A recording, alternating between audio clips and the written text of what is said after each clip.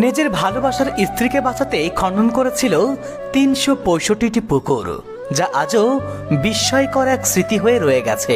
ভালোবাসার মানুষটাকে বাঁচানোর জন্য পুরো একটা গ্রামকে পুকুরে পরিণত করেছে এক নিঃস্বার্থ প্রেমিক। বর্তমান যুগে যেখানে ঠুনকো কারণে একজন আরেকজনকে ছেড়ে চলে যায়, সেখানে একজন প্রেমিক দেখিয়ে দিল ভালোবাসার মানুষটাকে কিভাবে আগলে রাখতে হয়। তাই তো যুগের পর যুগ ধরে কালের সাক্ষী হয়ে রয়ে গেছে ভালোবাসার এই নিদর্শন ৩৬৫টি পুকুর।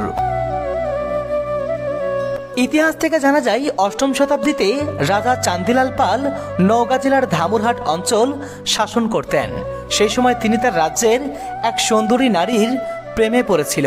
এরপর তিনি সেই সুন্দরী রমণীকে ভালোবেসে বিয়ে করেন। বিয়ের পর তাদের সংসার জীবন বেশ সুখেই কাটছিল। কিন্তু হঠাৎ করে রানী এক কঠিন রোগে আক্রান্ত হয়।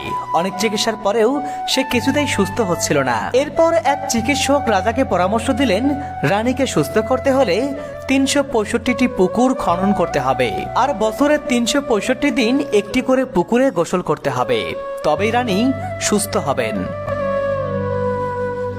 তাই রানীকে সুস্থ করতে চিকিৎসকের কথা মতো রাজা ৩৬৫টি পুকুর খনন করায়, আর প্রত্যেকটি পুকুরে একদিন করে মোট ৩৬৫ দিন গোসল সম্পূর্ণ করার পর রানী রোগ থেকে মুক্তি পায়। তারপর থেকে রানীর প্রতি রাজার এই ভালোবাসার কথা পুরো রাজ্যে ছড়িয়ে পড়ে। আজকে সেই রাজা নেই, রানী নেই, নেই তাদের রাজত্ব, কিন্তু রানীর প্রতি রাজার সেই অগাধ ভালোবাসার স্মৃতিস্বরূপ পুকুরগুলো আজও রয়ে গেছে। সত্যিই নওগাঁর চকচান্দিরা গ্রামের এই পুকুরগুলো মনে করিয়ে দেয়, ভালোবাসা মানে ছেড়ে যাওয়ার নাম নয়, বরং ছেড়ে যাবার মতো হাজারটা কারণ থাকার পরেও প্রিয় মানুষটাকে আগলে রাখার নামই সত্যিকারের ভালোবাসা।